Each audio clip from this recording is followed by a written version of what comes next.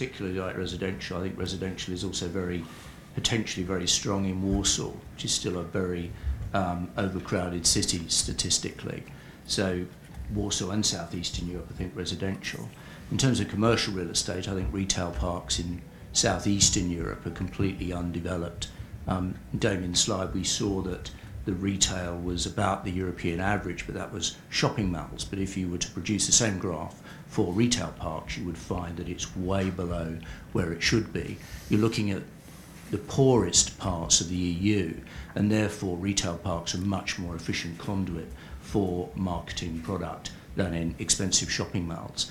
And we've just seen recently, along with a number of opportunistic capital raisings, Matiska, the Belgian group, has just raised a €75 million retail park fund in southeastern Europe, and I think that will be the first of several such initiatives to deal with this demand.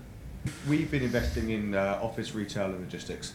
Logistics, I'd say, from sort of 2010 to 2012, and more recently been in offices and retail. But very simply, we're looking for value, and we will buy anywhere that we can find value. We're a private equity fund, so we buy, we do something, and we sell. So wherever we see value in something, then that's what we take it. But I'd say at the moment, our preferred sectors are those three. Firstly, at Helaba we don't do residential because we think that for residential in Poland or Czech Republic you need a special knowledge and special market knowledge. You have to be on the ground, which Helaba isn't. So we've seen what Neil just said, and she's been underpinned. We saw recently a lot of transactions in the logistics sector. Here, I mean, there was the announcement that Segro, that's now PSP, as one of their major shareholders, or they formed a joint venture. So we saw the Norwegian oil fund investing together with Prologis in the region in logistics. But these are clearly signs that, especially for what we just said, for long leases, institutional products, there's certainly, or there is a high demand. My personal favorite actually for next year, especially in Poland, is actually regional retail.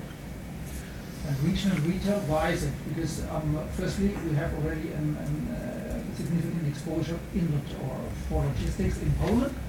Secondly, I think the Warsaw office market at the moment is almost 1 million square meters under construction, or at least on the drawing board, which is something like 20-25% of existing stock, is a little bit threatening to us, especially when you count the large number of new skyscrapers to be built over the next couple of 2 or 3 years.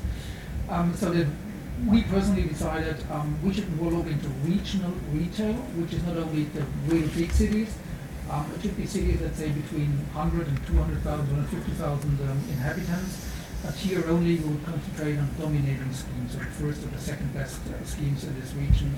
But that's, I think, what next year will be certainly kind of trend. Well, I would say the greatest value in the region would probably be found in Budapest and Bucharest, in respective offices. You're acquiring at capital values that are less than a half of prime Warsaw. So, and the occupier markets and the real estate fundamentals there are quite positive.